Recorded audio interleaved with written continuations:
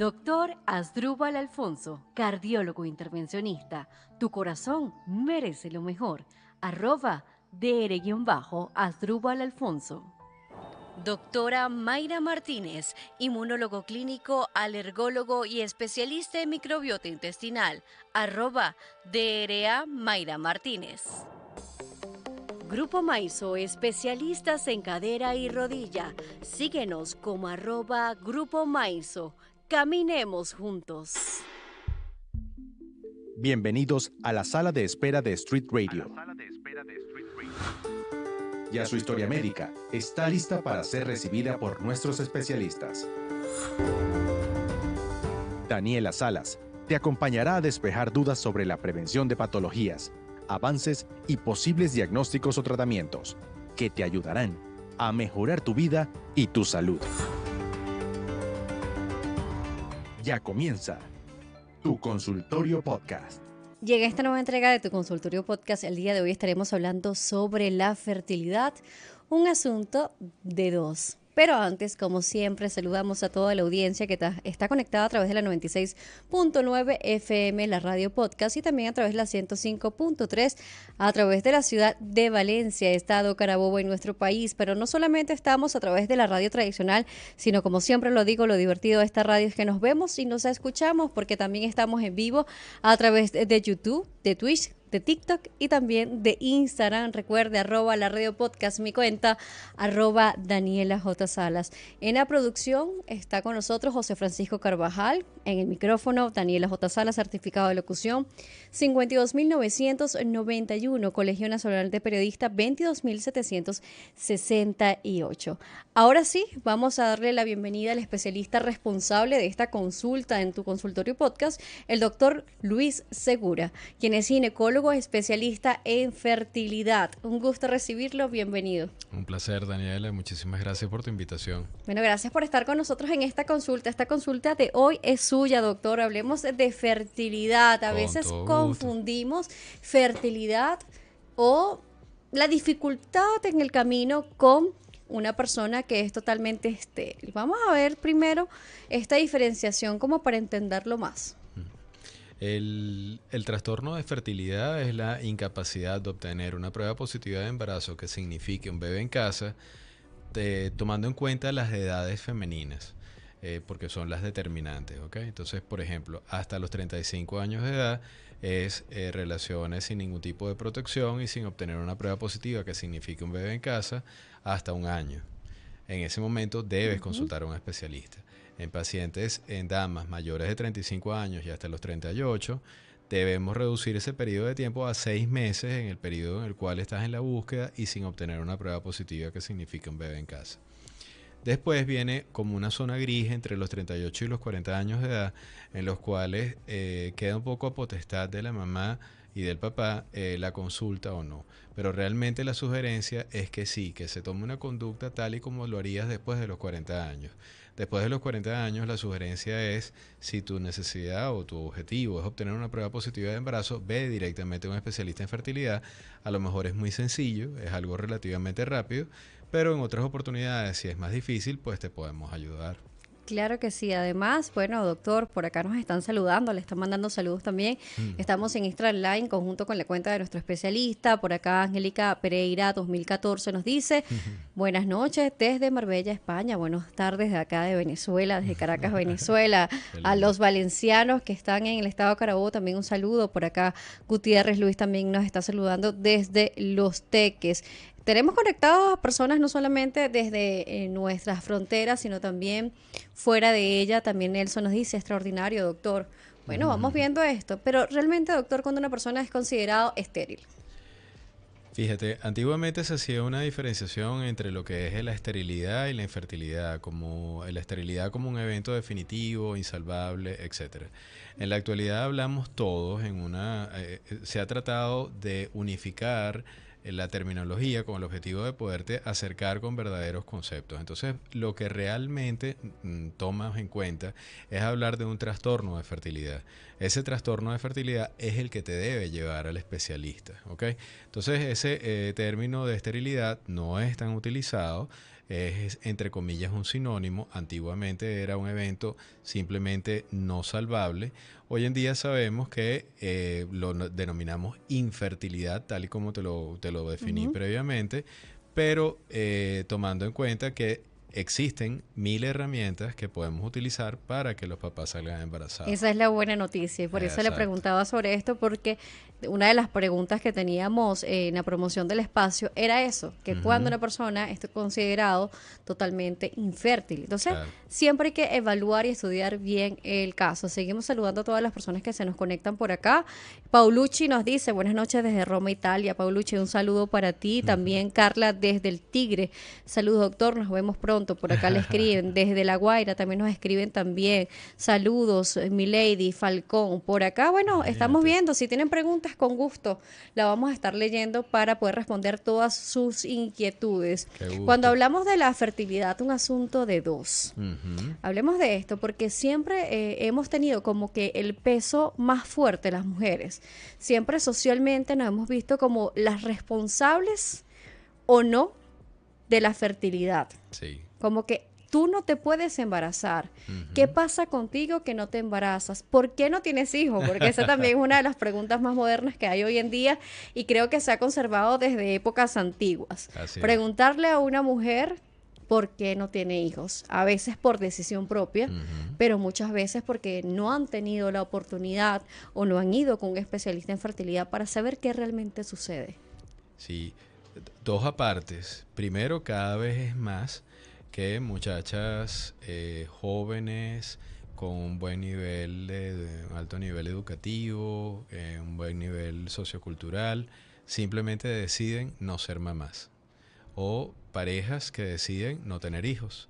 Y eso cada vez es mayor. Creo que en eso ha incidido la migración.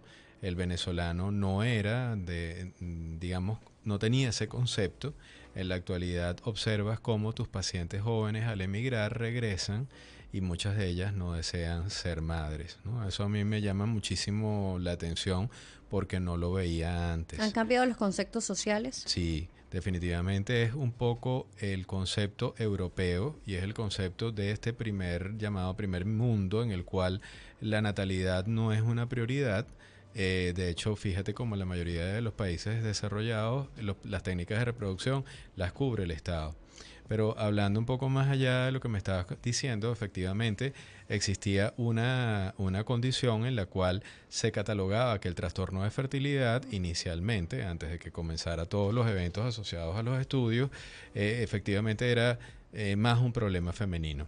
Hoy, en la determinación de las causas, conocemos que, fíjate lo importante, puede ser un 41% del factor femenino, pero un 39 a un 40% es el factor masculino. Estamos hablando de la mitad.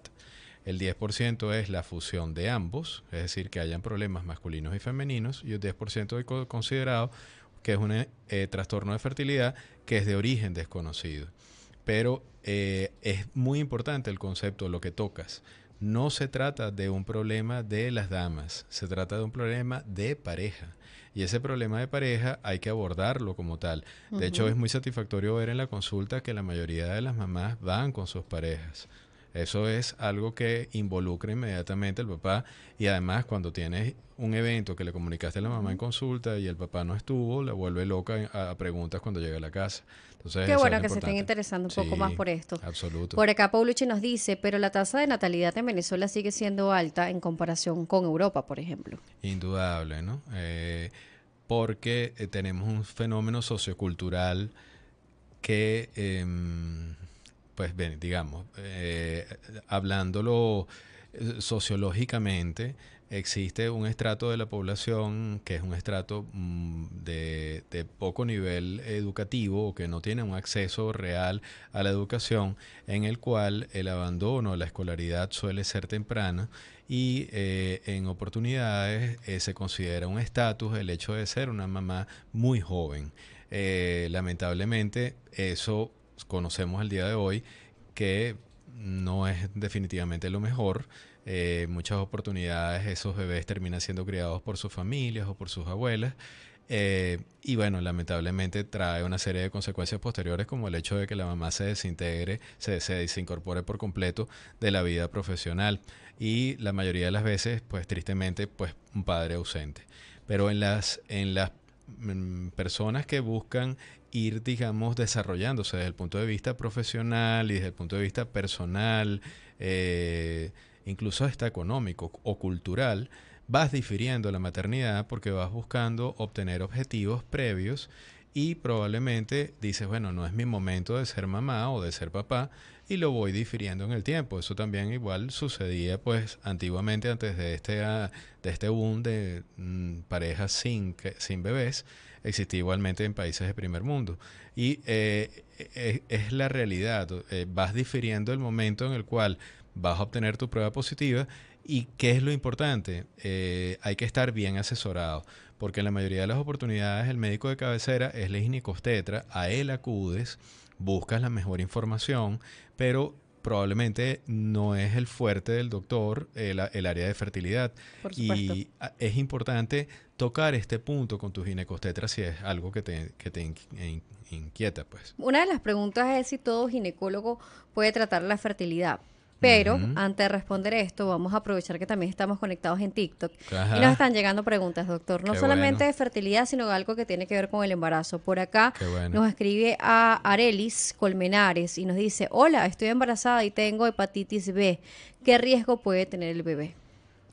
Bueno, primero que nada, debemos conocer que la hepatitis B es un contacto sanguíneo. Debemos evaluar muy bien los patrones de vacunación de la hepatitis B. De hecho, ella debió haber sido una mamá vacunada para hepatitis B. Hay que tener la mayoría de las prevenciones como para en el momento del nacimiento tratar de que el bebé no sea portador o no lo adquiera, como ligadura precoz del cordón, tratar de que el contacto con la sangre de la mamá sea la menor posible, hacer una serie de medidas. Indudablemente en los primeros momentos vamos a tener anticuerpos positivos para la hepatitis B en sangre, pero probablemente el bebé posteriormente sea hepatitis B negativo. El gran riesgo que constituye la hepatitis B en el hombre adulto o en la dama adulta es la cirrosis hepática o la insuficiencia hepática precoz. En otras oportunidades, recibiendo tratamiento adecuado con inmunomoduladores, pasa a ser un evento crónico y totalmente controlable. De manera de que no por el hecho de que tengas hepatitis B, no significa 100% el hecho de que tu bebé lo vaya a tener. Es probable que tu obstetra vaya tomando las decisiones en el camino para tratar de que no exista la posible contaminación. Por supuesto, bueno, seguimos leyendo sus comentarios. Por acá Marcial dice que es un tema bastante sensible, pero que nos sigue escuchando. Ujú. Por acá tenemos, bueno, preguntas, comentarios, Qué bueno, saludos. qué Nos están bueno. escribiendo desde donde nos escuchan. Inclusive ya les he comentado que lo chévere y lo interesante de acá es que tenemos público de todas partes del mundo, no solamente por Venezuela, a través de nuestra radio. Lo rico de la radio tradicional, que puedes ir en tu carro, estar en tu Ujú. oficina, estar en tu casa y escucharlo, pero también la tecnología que nos acompaña Claro. y que no nos arropa, sino que nos une y estamos allá. Por acá Doris nos dice, el mejor doctor, cariños para el doctor y un Qué besito por lindo. acá te manda. Seguimos viendo.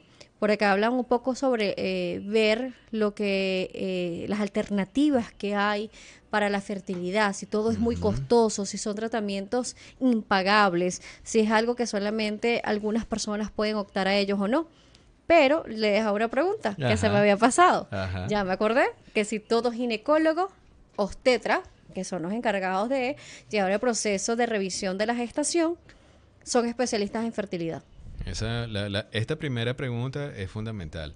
Desde la Asociación Venezolana de Medicina Reproductiva y Embriología, BMR, ha existido siempre la inquietud de tratar de llevar como la tecnología de punta a todos los especialistas que en Venezuela existen, muy bien calificados, pero hemos tratado en la medida de las posibilidades de hacer un acercamiento a los posgrados de manera tal que el ginecobstetra probablemente quien no está vinculado al área médica, pues no sabe todos los adelantos que van ocurriendo, pero un ginecobstetra en la actualidad puede desarrollar múltiples subespecialidades que le gusten.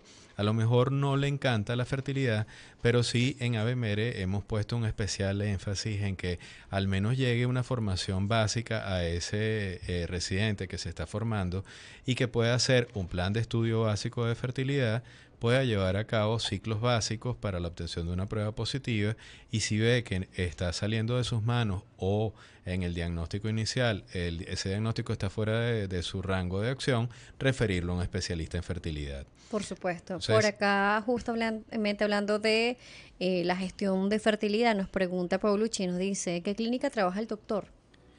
Soy el director médico de Fertigenetics, que es Fertilidad Santa Paula. Es una unidad de alta complejidad. Las columnas embriológicas nuestras son muy fuertes. Y pues en las tardes toda la vida he estado en la clínica Leopoldo Guerrevere. Bueno, ahora sí, hablemos si es tan complicado a nivel monetario los procesos de fertilidad. Sabemos que de repente hay mujeres que tienen algún problema de base que lo desconocen y que simplemente tratando eso ya la fertilidad se vuelve como a la normalidad, por llamarlo de alguna manera, pero hay otras que no. Sí.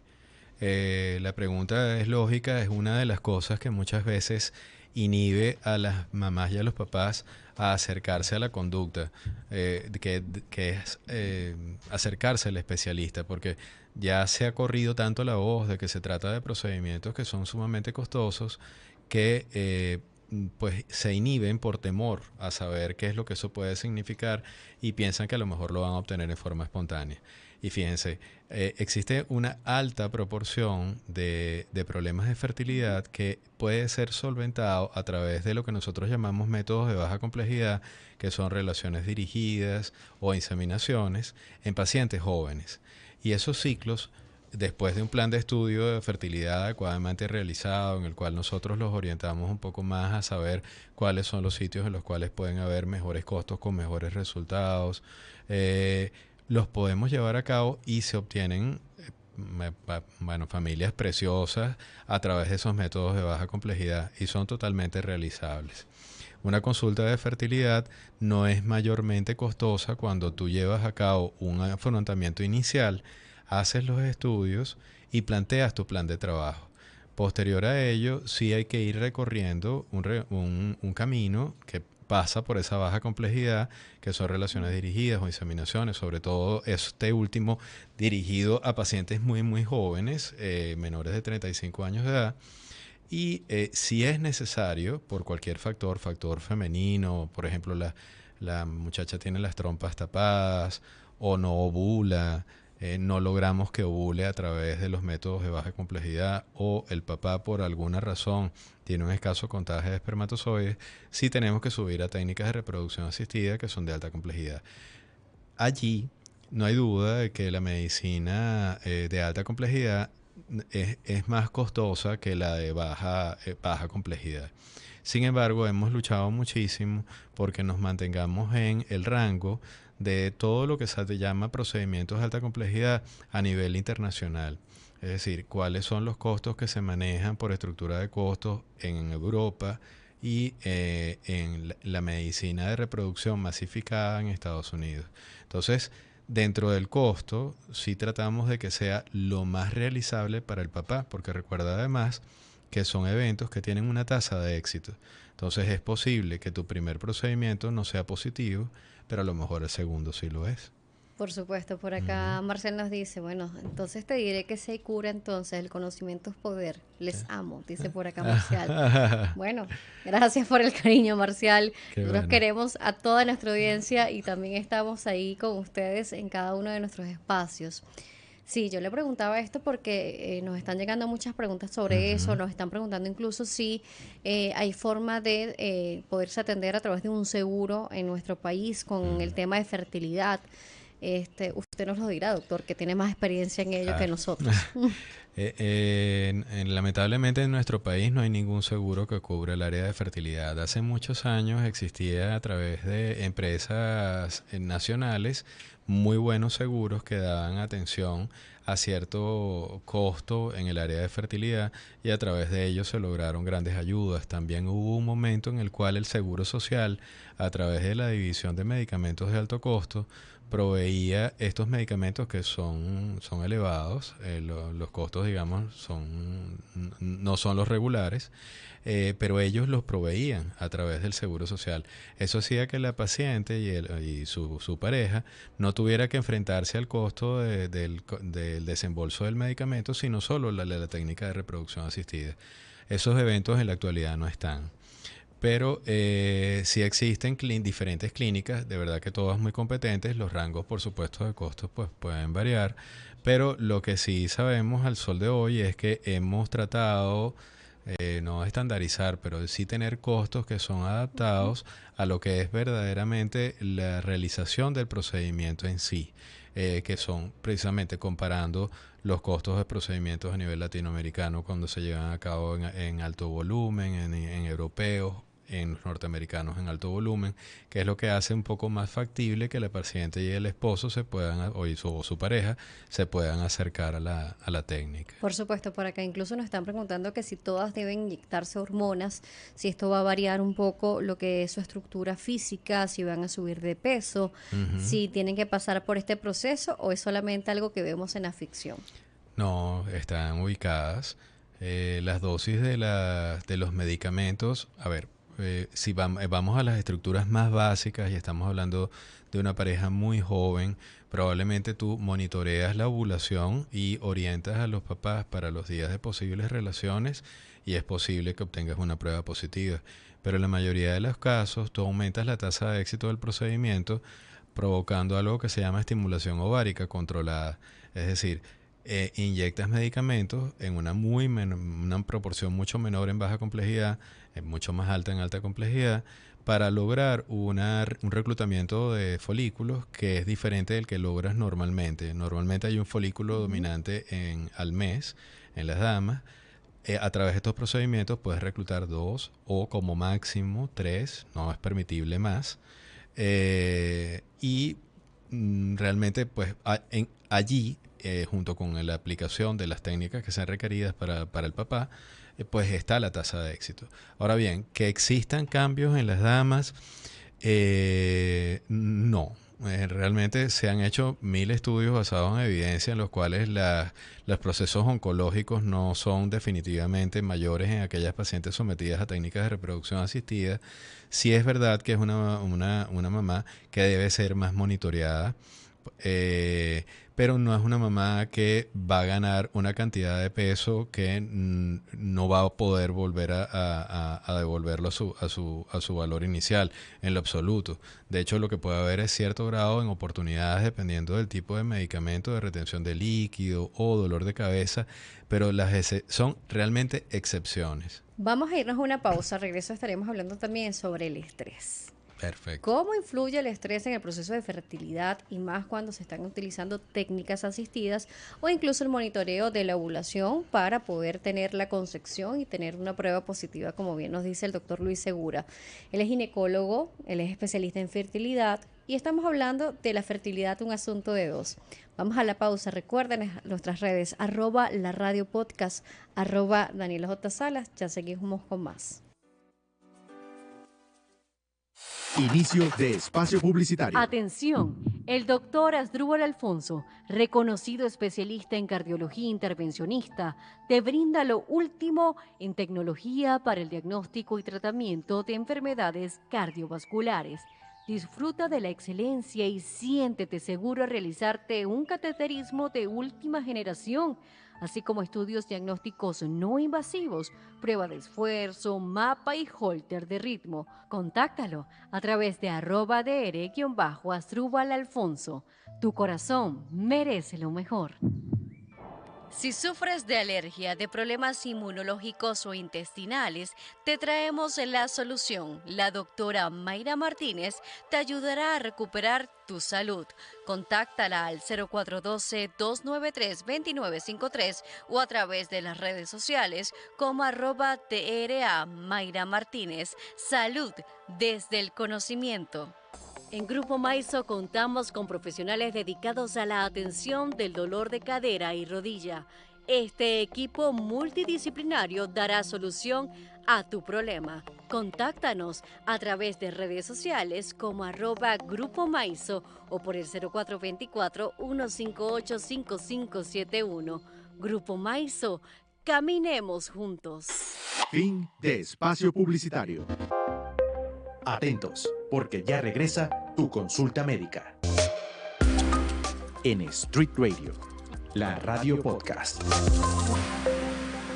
Seguimos con ustedes en vivo en la radio podcast a través de la 96.9 FM, la 105.3 y seguimos con ustedes también a través de las redes sociales, tanto en YouTube, Twitch, TikTok e Instagram. Estamos en vivo junto a toda nuestra audiencia. El doctor Luis Segura nos sigue acompañando, pero antes de seguir con la entrevista, vamos a ver y a escuchar la recomendación médica de la semana.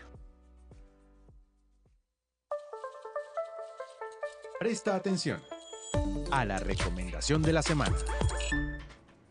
En el momento en el cual encuentres o estabilidad emocional, económica, profesional, cultural, es bueno que inicies la búsqueda de tu gestación. Mientras más joven eres, la búsqueda del embarazo será mucho más sencilla y estaremos más adheridos a las tasas de éxito de los procedimientos de fertilidad. Luego de la recomendación médica de la semana, ahora sí, hablemos del estrés. El estrés por la concepción, el estrés por quedar embarazados. Digo embarazados porque estamos hablando de la fertilidad, un asunto de dos, un asunto en pareja, justamente. A veces el estrés podría ser un enemigo silencioso para el proceso de la concepción. Absoluto. Lo que sucede es que te ves obligado a colocarlo desde el punto de vista biológico dentro de una de las causas, mas no es totalmente cuantificable. Te ves obligado a encontrar las verdaderas causas biológicas, pero por ejemplo puedes estar hablando de un trastorno en el cual el trastorno de fertilidad es de origen desconocido. Y en oportunidades, por ejemplo, se da el caso de pacientes que van a una técnica de reproducción asistida, es una proporción baja, pero existe, van a una técnica de reproducción asistida, esa técnica es negativa y probablemente están embarazados en el próximo mes. Papás que simplemente deciden, mira, esta no es mi vía, estoy volviéndome, no puedo más con este estrés. Vamos a dejar este tema y aun cuando es una proporción, como les digo, es baja, cuando el problema es sustancial, pues al momento de decir voy a dejar esto a un lado, ocurre la prueba positiva. Por eso es que dentro de las técnicas de reproducción asistida y dentro de todo equipo de fertilidad, así lo hacemos nosotros, debe existir un psicólogo o psiquiatra capacitado en el área que te acompañe para que te explique el proceso, cuál es el camino que debes seguir, que no afecte la relación de pareja, algo que yo siempre les comento en consulta. La ecuación debe ser ganar, ganar. Es decir, no puede existir una pérdida de una relación de pareja para poder obtener una prueba positiva de embarazo. El objetivo es que llegue alguien más a nuestra familia. Claro, no hacerlo de forma tan mecánica, sino también disfrutar y valorar el momento para lo que se está haciendo, que el fin es tener un bebé, ¿no? Absoluto. Hablando de la parte de querer quedar embarazados. Absoluto. Hablando de las técnicas, a veces nosotros escuchamos inseminación artificial, in vitro, también lo hablamos mucho, o incluso congelar óvulos o fetos. Y uno dice, ¿cómo será esto? ¿Qué pasa? ¿Dónde va a estar esto guardado? ¿Dónde lo congelan? ¿Cuánto tiempo dura? ¿Cuánto tiempo puedo esperar? ¿Hasta qué edad puedo yo prorrogar mi fertilidad, ¿no? Porque ahora es un fenómeno mundial. Ahora todos nos vemos más jóvenes de la edad que tenemos. Así es. Físicamente, por lo menos. Y también esperemos que biológicamente. Que esto esté cambiando también en la parte biológica y que nuestro cuerpo ya esté un poquito más joven y que sea así durante los años venideros, que sea así y se perdure, ¿no? Así es. Pero hablemos un poco de estas técnicas. Empecemos desde la inseminación, que de repente la más conocida o la más escuchada, ¿no? Sí, digamos, relaciones dirigidas es el primer escalón dentro de la complejidad en el área de fertilidad. El segundo nivel en baja complejidad lo constituye la inseminación. Es hacer la estimulación controlada de la paciente, preparar la muestra de semen de su esposo y llevar a cabo un procedimiento de consultorio.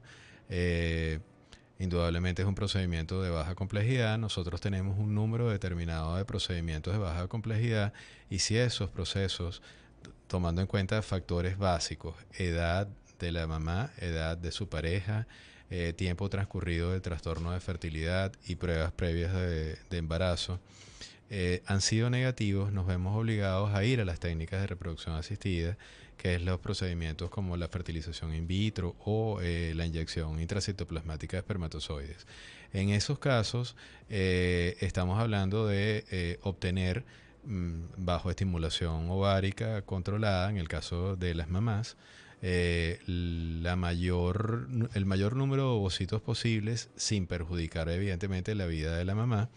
Si existe algún factor masculino, se prepara ese factor masculino, es decir, si tenemos un factor masculino severo, se lleva a cabo el procedimiento, una punción epididimaria, una biopsia testicular o simplemente la obtención de la muestra de semen. Cuando ya tienes los gametos, que son el óvulo y el espermatozoide en el laboratorio, es importante conocer, la labor del embriólogo, el biólogo de reproducción es fundamental, o sea, realmente sí es el corazón de las técnicas de reproducción asistida, por supuesto en alta complejidad. Allí se lleva a cabo entonces la fecundación y pues vamos obteniendo embriones que van teniendo un tiempo de duración, un tiempo de vida, 72 horas, 5 días es el estadio denominado blastocisto. Ahora bien, con lo que respecto a lo que me comentabas, allí estamos ya hablando en fertilización in vitro e ICSI, algo que nosotros denominamos técnica de reproducción asistida, que es alta complejidad. Hablabas de un punto muy importante, que es este proceso de profesionalización femenina y de que en pareja se desea crecer en conjunto desde el punto de vista profesional, cultural, social, económico, hace que se postergue la fertilidad y en la mayoría de las mamás con un nivel educativo también están buscando la forma de poder preservar la fertilidad a futuro si a los 35 años no desean ser mamás o su pareja ideal no ha llegado. Y ese punto es sumamente importante. En la actualidad existe la posibilidad de preservar tus propios óvulos. Eso se lleva a cabo a través de un proceso de estimulación ovárica controlada que igualmente no coloque en peligro a la mamá y buscamos tener un número determinado de óvulos congelados que nos permitan decir, con esta cantidad es posible que podamos llevar a cabo tantos procedimientos y probablemente obtener esa prueba positiva de embarazo. Hay que estar muy claro y explicarle a las mamás profesionales y a las mamás que se acerquen a este procedimiento que la tasa de éxito de obtener una prueba positiva a través de los óvulos que fueron congelados indudablemente es muy buena cuando tienes óvulos de edad de joven, de madres jóvenes, pero es la tasa de éxito de la técnica de reproducción. ¿Cuántos años se pueden congelar los óvulos? Todo lo que tú desees. ¿Cómo cuánto, doctor? Usted dice tanto. Recuerda que acabamos de ver la transferencia, una prueba positiva que resultó en el nacimiento del bebé después de 22 años de haber estado congelados los embriones. Podemos congelar óvulos, podemos congelar espermatozoides y podemos congelar embriones. ¿Cómo se congelan embriones? El embrión, recuerda, es el estadio en el cual no tenemos dos gametos, sino que ambos están fusionados y se está dando a cabo una replicación activa, que lo que permite es que se forme el embrión en sí. En el momento, dependiendo, esos son, digamos, criterios desde el punto de vista embriológico y médico que tomas en cuenta, dependiendo de las condiciones, para congelar un embrión, sea que los tengamos a 72 horas, 48 horas o porque los tengamos a 5 días de vida.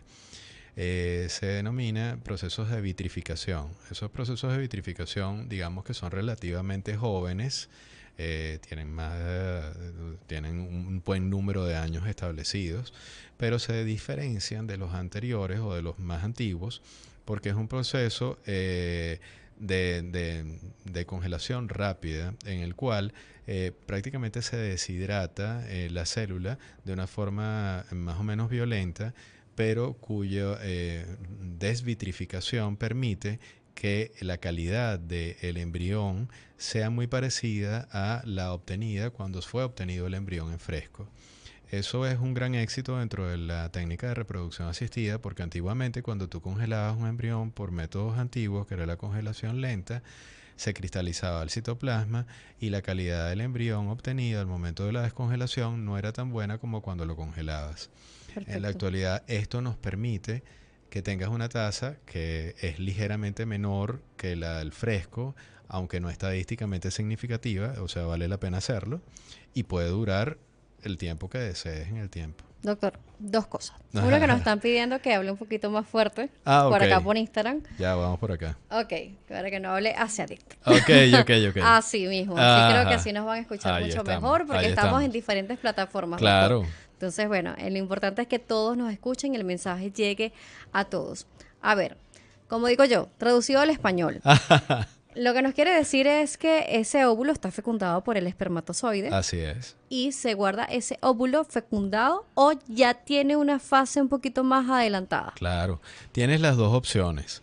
Si eres una mamá que ha decidido postergar su maternidad porque no existe la pareja adecuada en ese momento, o tienes alguna patología de base, endometriosis, tienes algún problema de cáncer que te impide, va a deteriorar tu calidad de gameto del óvulo porque estás recibiendo, vas a recibir quimioterapia o algún inmunomodulador porque tienes una enfermedad inmunológica que a largo plazo va a deteriorar tu calidad de óvulo, puedes congelar los óvulos, ¿ok?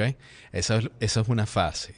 La segunda es cuando ya tú tienes la fusión, digamos, tienes la pareja con la cual sabes que vas a tener tus hijos, allí sí es preferible, entonces llevas a cabo la fertilización in vitro y congelas el embrión. O sea, congelas. ¿En qué fase está? O sea, ¿cuántas semanas, días pasan dentro del vientre de mamá para saber y congelar este embrión? Eso es para entenderlo un poco más, Claro. porque a veces lo escuchamos de forma muy técnica y de repente el público en general dice, ajá, pero ¿cuántas semanas debe estar en mí? O de una vez fecundan el óvulo y el espermatozoide están allí juntos y ya eso está congelado. Sí, ese es un procedimiento que ocurre fuera de mamá hasta el momento en el Extraen cual exactamente. el óvulo y agarran el espermatozoide Y ocurre fuera de mamá en un laboratorio de alta complejidad, un laboratorio de técnica de reproducción asistida bajo condiciones sumamente complejas en las que controlas desde la temperatura hasta la cantidad de compuestos volátiles orgánicos, el flujo de aire, etcétera, ¿ok? Y allí, una vez que has fusionado el óvulo y el espermatozoide, es decir, se ha logrado la fertilización, observas qué te permite el caso, qué te permite mamá y papá teniendo ese embrión. Es decir, es un bebé no es un bebé, es un embrión todavía de 3 días, que es 72 horas, y tenemos solamente 2 y los vamos a llevar hasta ese momento, o tenemos una cohorte grandísima de embriones ponte que tengamos aproximadamente 5 de muy buena calidad a las 72 horas y decides, bueno, mira, es un caso que vale la pena que lo congeles en un día 5 de vida del embrión, ¿ok? Estamos hablando de embriones, no de bebés, estamos hablando de embriones. Es decir, en un blastocisto. Entonces, en ninguno de los casos, esos embriones que van a ser bebés. que pueden potencialmente llegar a ser bebés, vuelven al vientre materno hasta que su mamá lo decide. Hablando de potencialmente, me tocó ese punto exacto. Es decir, que no todos llegan al proceso de gestación completa. Absoluto. O sea, que puede haber un margen no garantizado. Eso es muy importante y forma parte de los consentimientos informados. Hay que exponer adecuadamente al paciente, o sea, tanto a mamá como a papá en las nuevas familias, a los padres, sean padres homoparentales o sean mamás que han decidido ser madres solteras o papás que han decidido ser padres solteros por determinadas vías, explicarles cuál es la tasa de éxito del procedimiento. Existen incluso diferentes vías para poder llevar a cabo el cálculo y tú podérselo explicar al papá. Porque muchas veces, Tali, tu pregunta es muy interesante, tú te acercas a la posibilidad de llevar a un in vitro y dices, bueno, es que el in vitro me va a dar mi bebé en casa. Pero no, un in vitro, según la edad de la mamá, el tiempo del trastorno de fertilidad, cómo se encuentra el papá, cuáles son las enfermedades que están alrededor, tiene una tasa de éxito. Sí, yo le iba a preguntar justamente Ujú. eso sobre la calidad del óvulo y la calidad de ese espermatozoide, porque uno dice, bueno, si se está seleccionando, es posible seleccionar ese espermatozoide con una mejor carga genética y ese óvulo con mejor carga genética. Es posible a través de métodos morfológicos en la actualidad hacer una aproximación a cuál es la calidad posible del embrión que vayas a obtener. Pero realmente la evaluación genética del embrión tiene determinadas indicaciones y sí, la Y puedes el llevar a cabo. espermatozoide también, me imagino, porque si es el más rápido el que llega y el más fuerte que logra penetrar esa capa para llegar a este óvulo y poder Sí, fecundarlo, me imagino que también existe. tiene alguna Las característica, evaluaciones morfológicas permiten conocer. como dice uno, por favor, doctor, agarre el que va a ser el ingeniero, el médico. Bueno, ahí no llegamos, pero se hace lo posible. Piénsenlo en la ciencia. Sería maravilloso. Sería bueno, sí, imagínate. Es el que no tenga Bebé a la carga, carta. claro, claro, que no tenga la carga genética de enfermedades o Ah, patologías, por ejemplo. ese es un punto sumamente importante porque en la actualidad lo manejamos con mucha frecuencia y es un tema que no existía hace 12, 14 años. De hecho, tú asistes a los congresos y te das cuenta de que los ponentes y los participantes te explican, estamos aquí sentados en una sala tocando un tema que hace 14 años no hubiéramos tocado. Y es que efectivamente existen test Además que incluso se genéticos. podía ver antinatura. Sí, sí.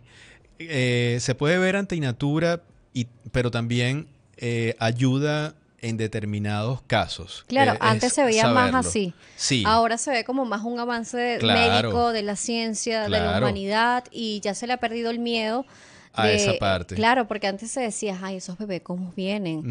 Serán bebés no humanos. No, no, Perderán parte de lo que es la esencia humana y su alma. O sea, hay no, muchos, claro. muchos factores y bueno, también si nos vamos a diferentes vertientes sociales, religiosas, culturales, también Claro. pues vemos diferentes aspectos. Sí, Pero sí es un avance, ¿no? absoluto. O sea, la evaluación de un papá que tenga algún tipo de alteración dentro del espermatograma y que te haga la evaluación de conocer si él es portador de determinado tipo de enfermedades genéticas y si la mamá es portadora de algún tipo de patología genética, te previene el hecho de poder o te da las herramientas para tú escoger cuál es la mejor vía para obtener una prueba positiva de embarazo. Eso se puede hacer incluso en papás que desean salir embarazados y que no desean acudir a una técnica de reproducción asistida, pero existe lo que se denomina el asesoramiento genético preconcepcional, que en la actualidad es válido, Claro. absolutamente válido. Si una mujer nunca ha quedado embarazada porque nunca ha buscado quedar encinta, quedar Ajá, embarazada,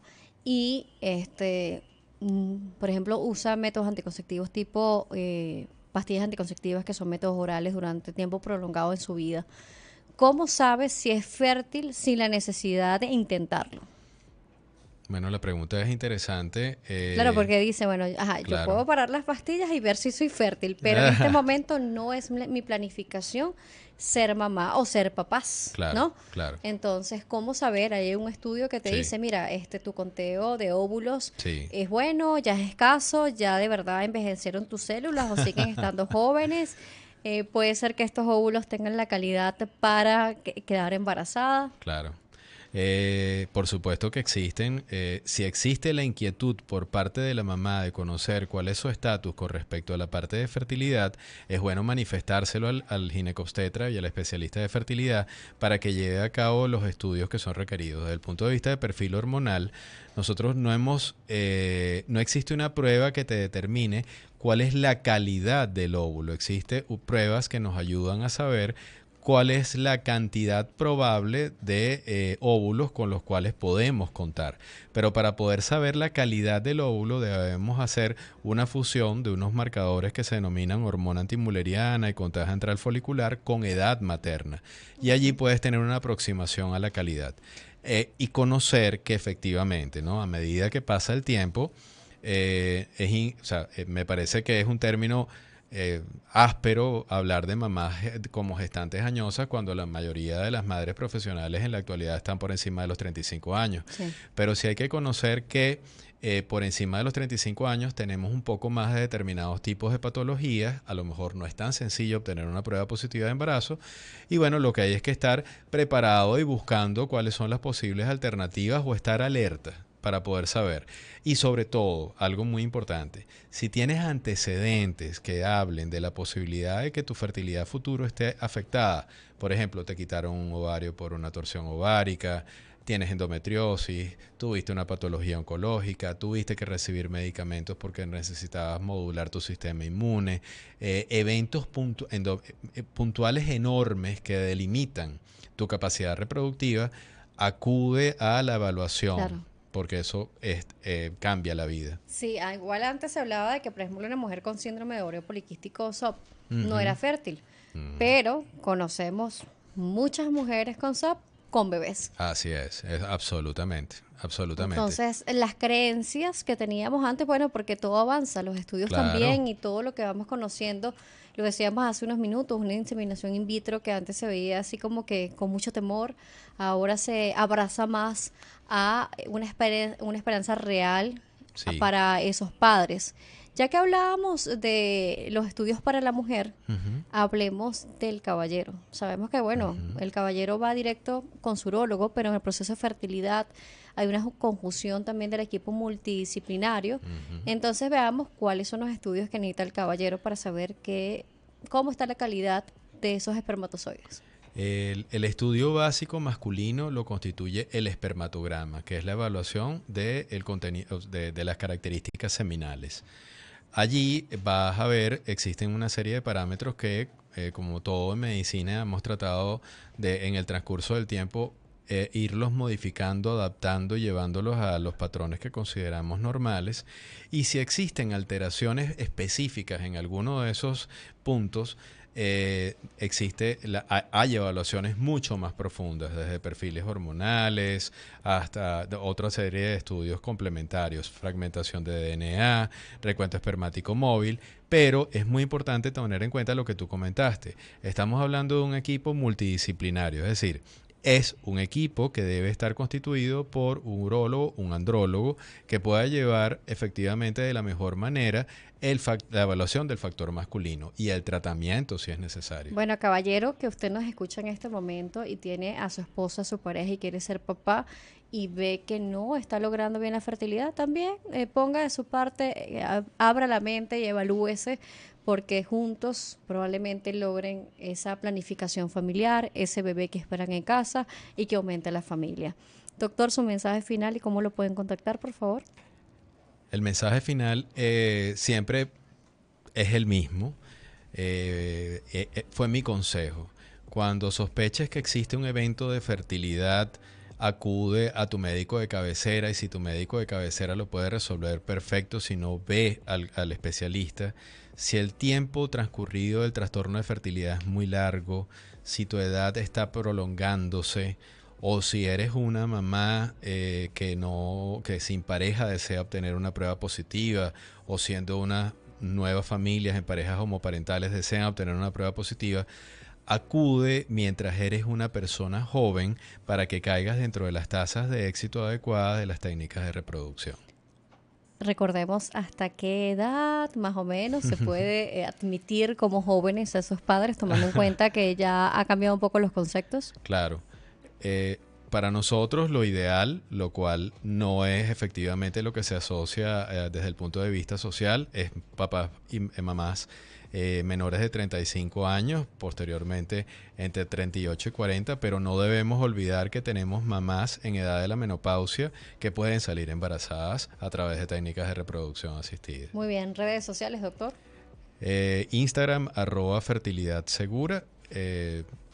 por allí pueden contactarme perfectamente a través de mi número de WhatsApp y por supuesto a través de la cuenta.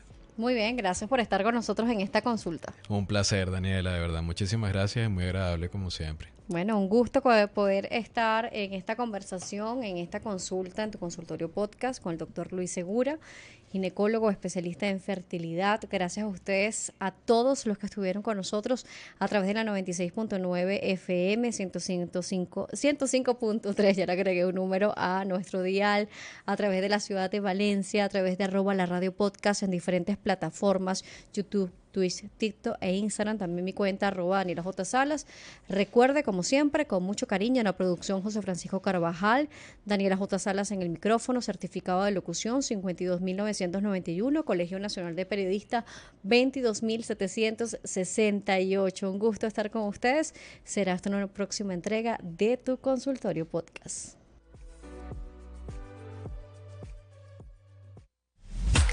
Este programa fue presentado por Doctor Asdrúbal Alfonso, cardiólogo intervencionista. Tu corazón merece lo mejor. @DR_Asdrúbal Alfonso. Doctora Mayra Martínez, inmunólogo clínico, alergólogo y especialista en microbiota intestinal. @DRA Mayra Martínez. Grupo Maizo, especialistas en cadera y rodilla. Síguenos como @Grupo Maizo. Caminemos juntos.